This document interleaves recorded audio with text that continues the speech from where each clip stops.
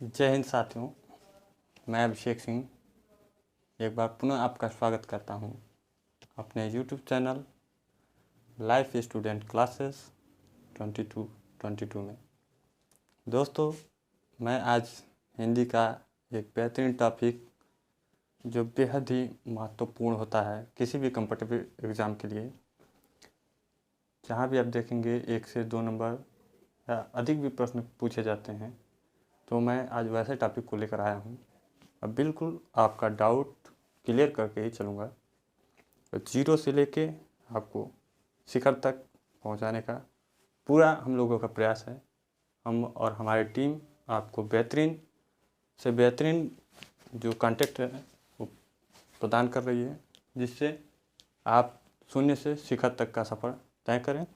तो आइए हम अपने समय को ज़ाया न करते हुए टॉपिक पे चलने से पहले एक मोटिवेशन के साथ इसे स्टार्ट करेंगे। तो आज का मोटिवेशन कुछ देखिए इस प्रकार है।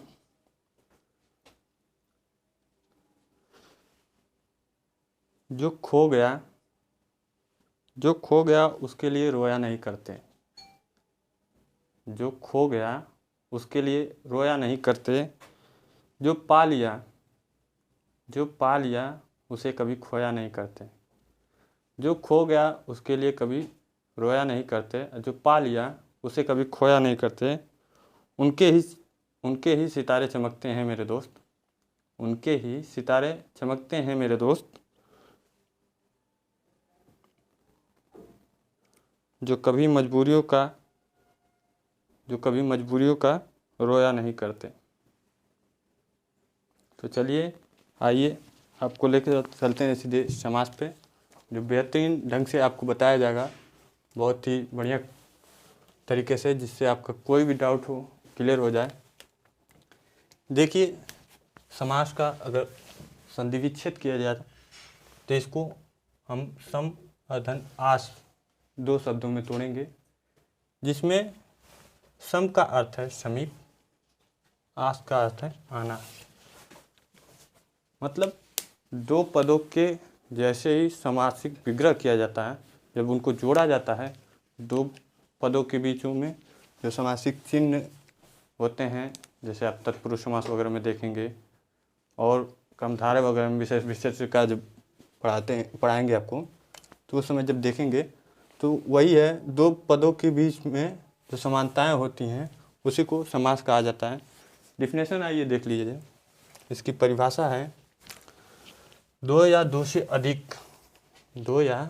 से अधिक पदों के परस्पर पास रखने की क्रिया को समास कहते हैं। 2 या 2 से अधिक परस्पर पास रखने की क्रिया को ही समास कहते हैं। जैसे मैंने एक शब्द लिया रेलगाड़ी। रेलगाड़ी देखिए 2 शब्दों से मिलकर बना है। पहला है रेल और दूसरा है गाड़ी। दोनों शब्दों को पास में रख के मिलाने से एक समास बनता है रेलगाड़ी। देखिए, समास के भेद देखते हैं। अगर प्रधानता के आधार पर देखा जाए, पदों की प्रधानता के आधार पर 2 प्रकार के होते हैं, लेकिन अगर ऐसे प्रधानता अप्रधानता दोनों को मिला के देखा जाए तो ये कुल मिला के 6 प्रकार के होते हैं। अगर पदों की प्रधानता के आधार पर देखा जाए तो आपको 2, पहला एक अव्ययी भाव और दूसरा आपको देखने को मिलेगा द्वंद्व समास। अव्ययी भाव में आपका प्रथम पद प्रधान होता है, जबकि द्वंद्व समास में आपका उत्तर पद प्रधान होता है। तो आइए आपको चलते हैं सीधे टॉपिक पे। जो 6 प्रकार के समास हैं उनमें मैं एक एक का वर्णन कर रहा हूँ, एक एक को आपको बताता चलता हूँ, जिससे आपका अभी तक जो भी डाउट हो वो क्लियर हो जाए।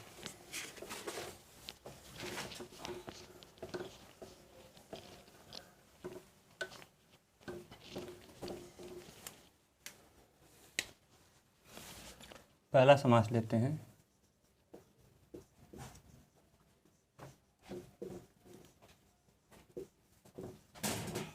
अव्ययी भाव समास।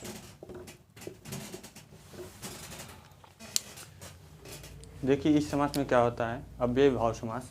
इसमें प्रथम पद प्रधान होते हैं और उत्तर पद गौण होते हैं। प्रथम पद में आपको उपसर्ग भी देखने को मिलता है। जैसे आपको उदाहरण के माध्यम से समझाऊंगा। जैसे आप देखेंगे शब्द प्रतिदिन, तो इसमें प्रति उपसर्ग लगा है, लेकिन साथ ही साथ इसमें नदियों के नामों के समाहार में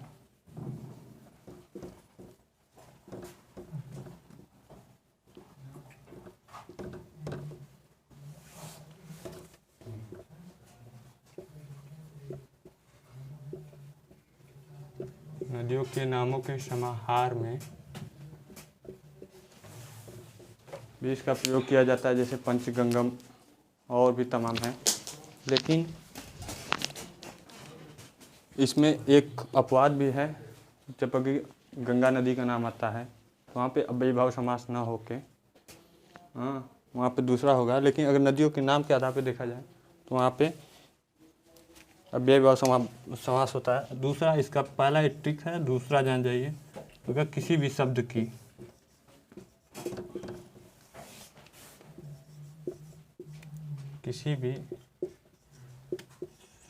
की पुनरावृत्ति या आवृत्ति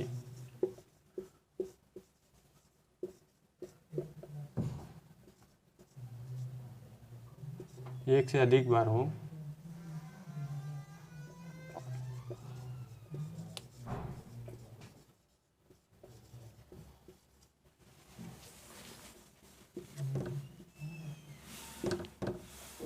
तो वहाँ भी अव्ययी भाव समास होता है।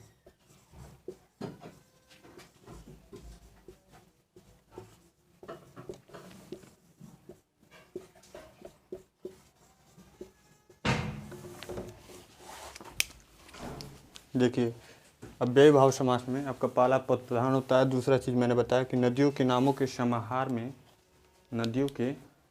समाहार में भी अव्ययी भाव होता है। और जब किसी शब्द की पुनरावृत्ति हो, अगर पुनरावृत्ति हो, आवृत्ति हो बार बार, वहाँ भी आपको अव्ययी भाव समास देखने को मिलता है। जैसे मैं एग्जाम्पल के माध्यम से आपको बताऊंगा।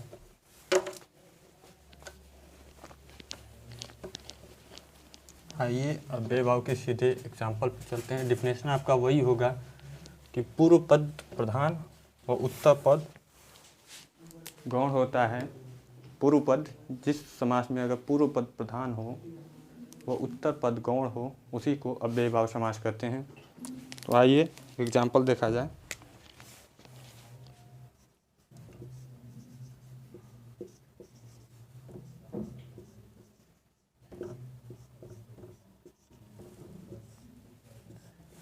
जैसे इसका एक एग्जाम्पल है यथाशक्ति। यथाशक्ति में आपका अव्ययी भाव समास होगा, यानी शक्ति के अनुसार। इसको जब आप समासिक विग्रह करेंगे, इसको जब तोड़ेंगे आप, तो शक्ति के अनुसार। दूसरा एग्जाम्पल आपको देखते हैं।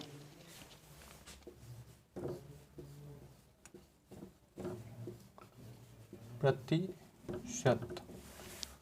प्रतिशत को हम चाहेंगे दो शब्दों में तोड़ सकते हैं, एक प्रति, दूसरा शत।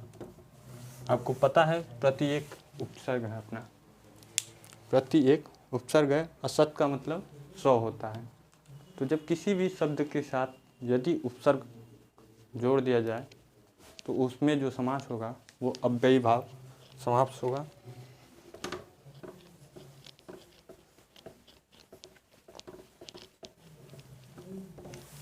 इसका ट्रिक देख लीजिए। आपको दो चीज़ तो मैंने बता दिया है। पहला, नदियों के नामों के समाहार में, और दूसरा आपको बता दिया किसी शब्द में यदि उपसर्ग जुड़ते हैं तो वहाँ भी अव्ययी भाव समास होगा। एक तीसरा ट्रिक है, इसका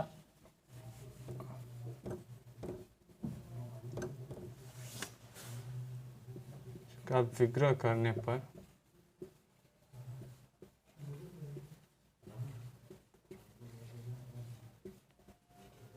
यदि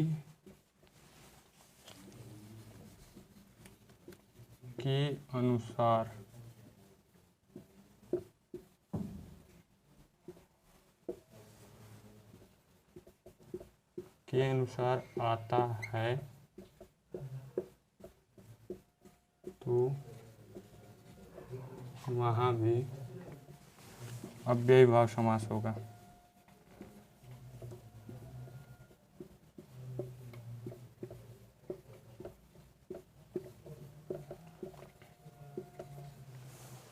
जैसे मैंने बताया, अगर आपका कहीं भी किसी भी शब्द को तोड़ने पे या विग्रह करने पे अगर वहाँ पे के अनुसार, जैसे मैंने आपको एग्जाम्पल के माध्यम से भी बताया था, यथाशक्ति यानी शक्ति के अनुसार, जहाँ कहीं भी अगर शक्ति के अनुसार या के अनुसार आपको विग्रह करने को मिल रहा है तो वहाँ भी आप समझ जाइएगा कि वहाँ भी आपका अव्ययी भाव समास होगा।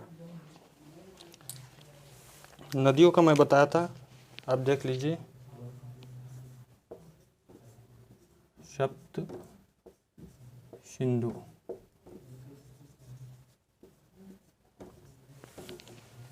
सप्त सिंधु और पंच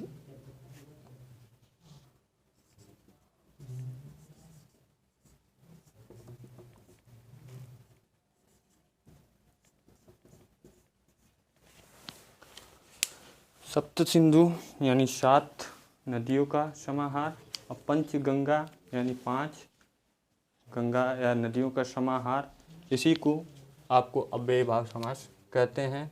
आपको मैंने पहले भी बताया था कि अव्ययी भाव समास का पूर्व पद प्रधान व उत्तर पद गौण होता है।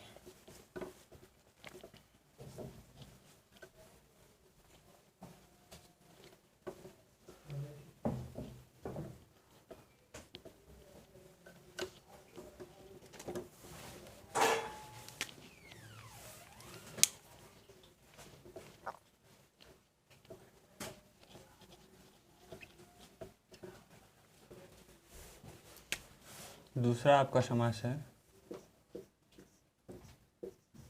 तत्पुरुष।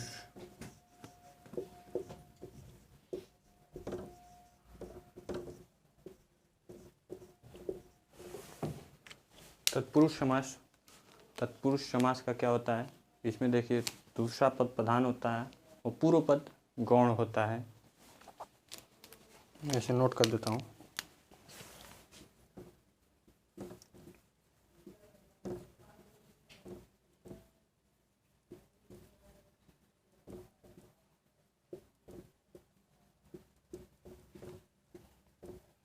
जिस समास का यदि दूसरा पद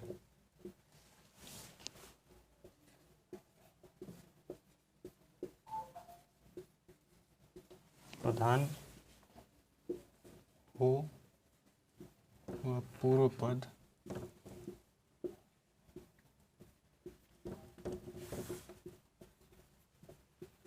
गौण हो, वहाँ तत्पुरुष समास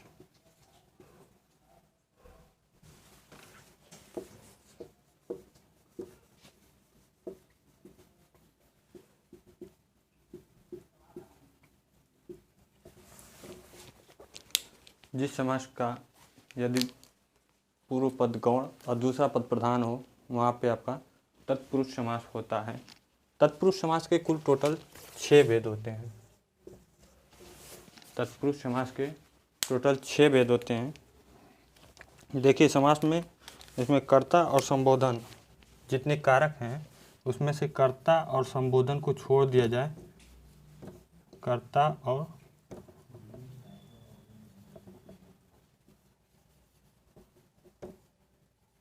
संबोधन कारक को छोड़ दिया जाए। जैसे कि आपको मैं जब कारक पढ़ाऊंगा तो बखूबी बताऊंगा कितने कारक होते हैं। तो कर्ता और संबोधन कारक को छोड़कर बाकी और भी जितने कारक हैं उनका प्रयोग तत्पुरुष समास में किया जाता है। तो आइए तत्पुरुष समास के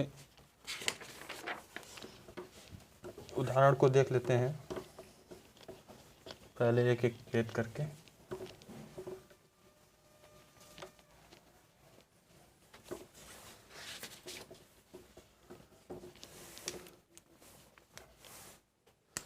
जैसे आपका पहला भेद है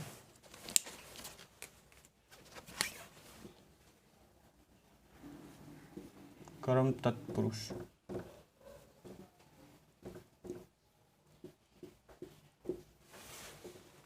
कर्म तत्पुरुष इसकी विभक्ति होती है, जैसे आपने पढ़ा होगा, कर्ता ने कर्म को करण से संपादन के लिए अपादान से, तो इसकी जो विभक्ति होती है वो को होती है।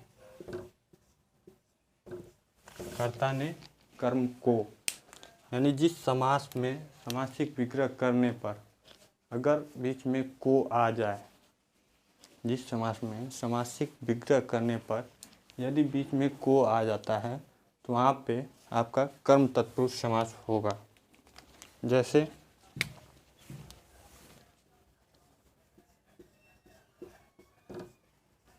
शत्रुधन,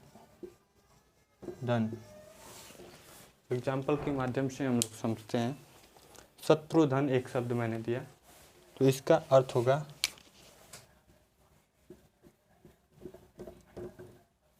शत्रु को मारने वाला। तो देखिए आपने इसमें देखा कि को विभक्ति चिन्ह का प्रयोग हो रहा है। शत्रु को मारने वाला कौन है? शत्रुधन है। ऐसे अन्य एग्जाम्पल भी हैं, आइए मैं एक दूसरा शब्द लिखता हूँ, यश प्राप्त, जिसका शाब्दिक अर्थ होगा यश को प्राप्त करने वाला। देखिए इसमें भी आपको को विभक्ति चिन्ह दिखाई दे रही होगी, यानी इस समास में आपको यही देखना है, जिस समास में अगर को विभक्ति चिन्ह का प्रयोग हुआ हो उसमें आपका कर्म तत्पुरुष समास होगा। तो चलिए आपको बखूबी समझ में आ गया होगा कि नहीं कर्म तत्पुरुष समास की क्या पहचान होती है। बाकी के जो अन्य भेद हैं उनको भी हम जानेंगे।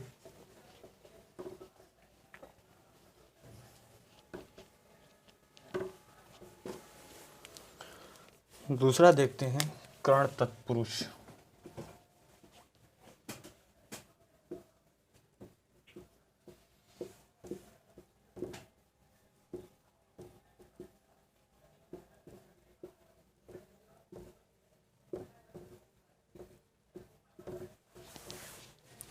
देखिए कर्ण तत्पुरुष समास की पहचान क्या होती है। कर्ण तत्पुरुष समास उसे कहते हैं जिस पद का समासिक विग्रह करने पर यदि बीच में से या के द्वारा, जैसे आपने कारक जब पढ़ेंगे तो आप देखेंगे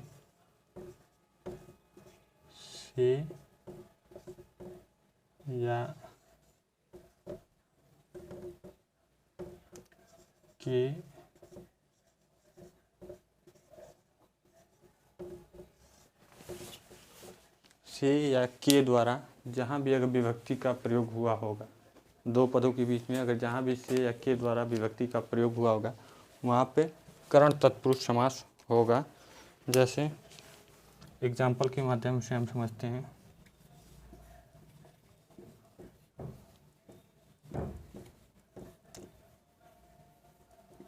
तुलसी कृत, जैसे मैंने एक शब्द लिखा तुलसी कृत, तुलसी का मतलब तुलसीदास, तुलसी के द्वारा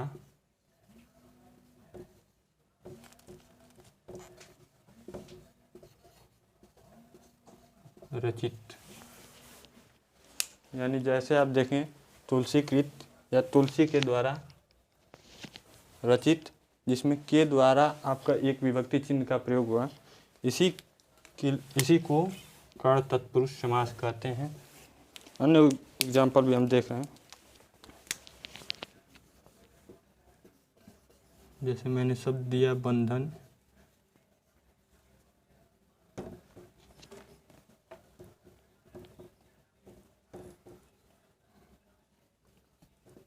बंधन मुक्त। इसका जब आप समासिक विग्रह करेंगे तो इसका समासिक होगा बंधन से मुक्त। जैसे मैंने शब्द दिया बंधन मुक्त, जब इसका अगर समासिक विग्रह करेंगे तो इसके समासिक विग्रह में देखिए से विभक्ति चिन्ह का प्रयोग हुआ है। तो जहाँ भी से या के द्वारा विभक्ति चिन्ह का प्रयोग हो रहा हो अगर समासिक विग्रह करने पे, तो आप तुरंत समझ जाइए वहाँ पे आपका तत्पुरुष समास होगा। लेकिन कौन सा तत्पुरुष? करण तत्पुरुष। तो आइए अन्य भेद पे भी चर्चाएं करते हैं।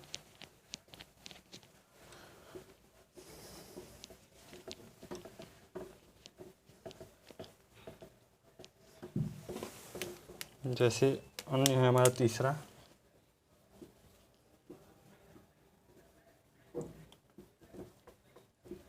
संप्रदान तत्पुरुष। इसका विभक्ति चिन्ह है को या के लिए।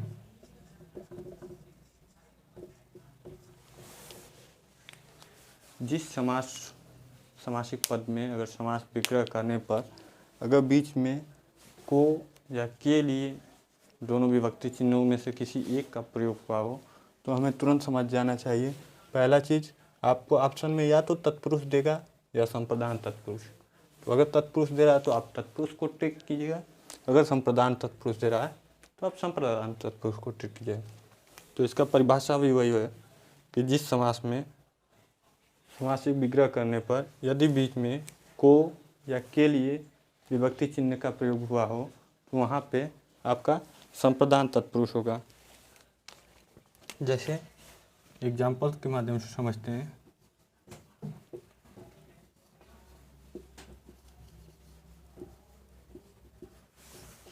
जैसे मैंने एक शब्द लिखा रसोई घर। रसोई घर का जब आप देखेंगे वर्णन करेंगे तो रसोई के लिए घर, यानी रसोई घर को जब आप समासिक विग्रह करेंगे तो आप देख रहे हैं रसोई के लिए घर। तो आपको ये जो चिन्ह का प्रयोग हुआ है, जो विभक्ति का प्रयोग हुआ है के लिए, आपको संप्रदान तत्पुरुष का उदाहरण है। तो इससे आप समझ सकते हैं कि नहीं ये संप्रदान तत्पुरुष है। जैसे आप देख लीजिए दूसरा एग्जांपल, पाठशाला। पाठशाला का अर्थ है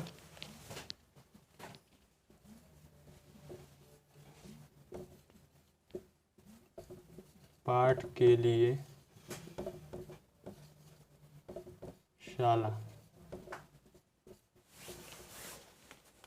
जैसे दूसरा शब्द एक मैंने लिखा पाठशाला, यानी पाठ के लिए शाला। यहाँ पे भी आप देख रहे हैं के लिए शब्द का प्रयोग हुआ है। तो जिससे आप समझ सकते हैं कि जिस समासिक पद में अगर उसका विग्रह करने पर के लिए या को समासिक चिन्हों का प्रयोग हो तो उसमें आपको संप्रदान तत्पुरुष समास होगा। आइए अन्य भेद की तरफ चलते हैं।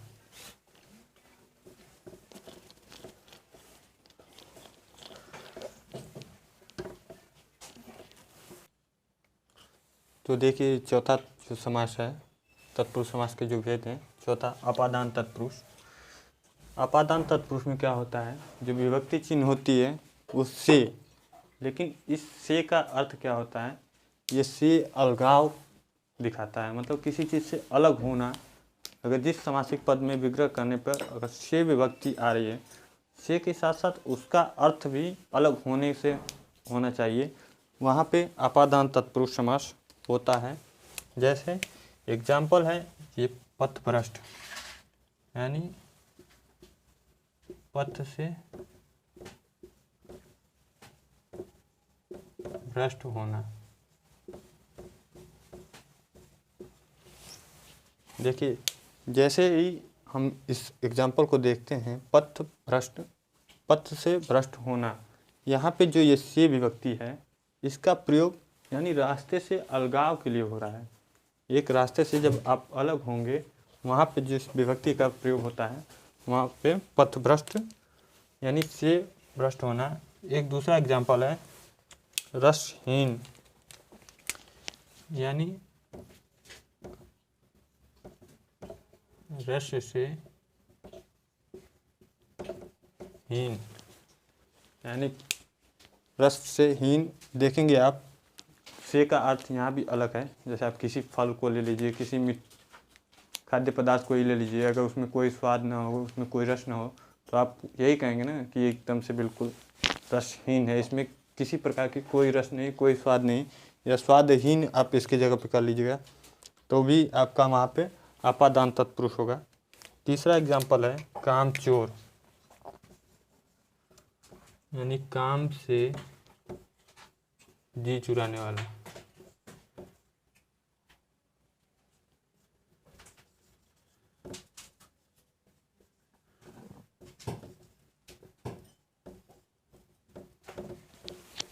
इस शब्द का बहुत ज़्यादा प्रयोग होता है, देखते होंगे। जब अगर कोई व्यक्ति किसी काम को करना नहीं चाहता तो उसे लोग कामचोर कहते हैं, यानी काम से जी चुराने वाला। तो इसमें भी आपका अपादान तत्पुरुष यानी से विभक्ति चिन्ह का प्रयोग हुआ है, जहाँ से का अर्थ अलगाव है। तो आइए अब अगले भेद पे चलते हैं।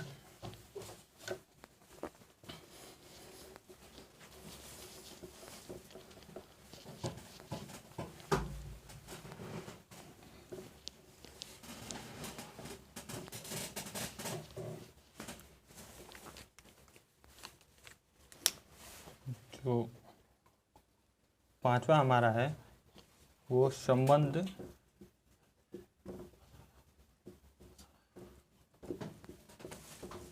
तत्पुरुष।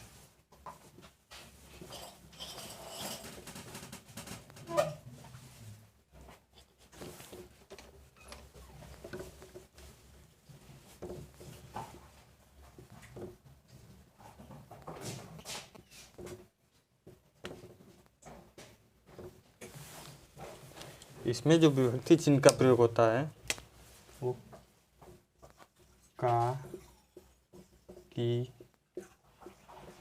के, ये तीन विभक्ति चिन्हों का प्रयोग होता है। का, की, के।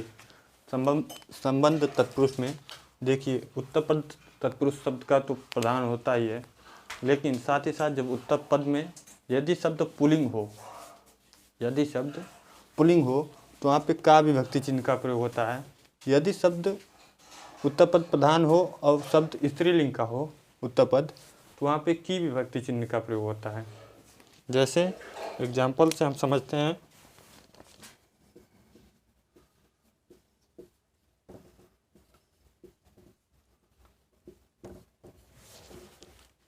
जैसे मैंने लिखा गंगा जल, इसका शाब्दिक अर्थ होगा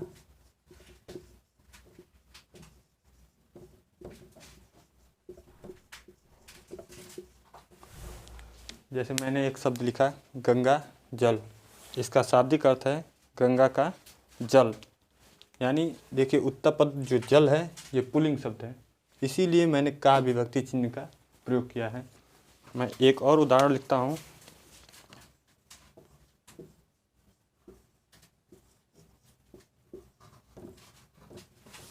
मैंने दूसरा उदाहरण लिखा आत्महत्या।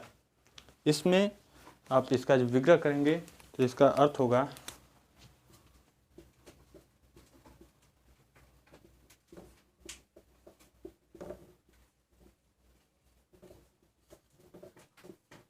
आत्मा की हत्या। देखिए जो हत्या शब्द है वो स्त्रीलिंग है, इसीलिए मैंने इसके बीच में जो विग्रह चिन्ह का प्रयोग किया है वो की विग्रह चिन्ह का प्रयोग किया है।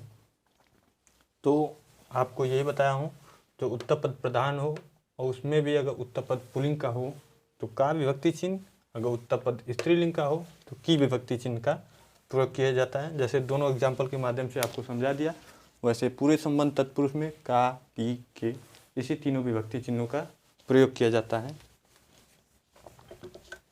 तो अगले मैं छठे अब चलता हूँ। छठवां नंबर आपका है अधिकरण तत्पुरुष।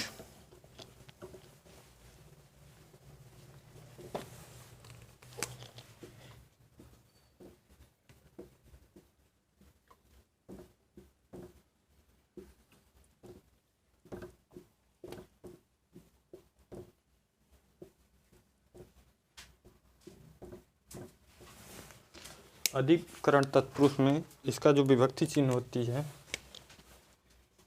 ये होती है में या पर। तो अधिकरण तत्पुरुष शब्द का समास का आपका जो अर्थ होगा वो ये होगा, जिस समास में यदि में या पर विभक्ति चिन्ह लगी हो वहाँ पे अधिकरण तत्पुरुष समास होता है। जैसे मैं एक एग्जांपल देता हूँ, गृह प्रवेश। जैसे मैंने एक एग्जांपल दिया आपके बीच में, गृह प्रवेश, यानी इसका विग्रह करने पे इसका अर्थ होगा गृह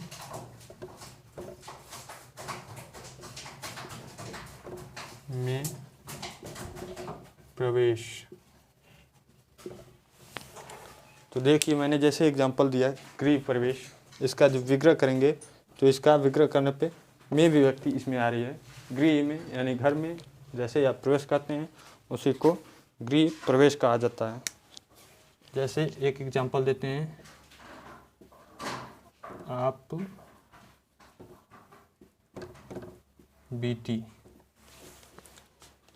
जैसे मैंने दिया आप बीती, इसका जब विग्रह करेंगे तो इसका विग्रह करने पे इसका अर्थ होगा आप पर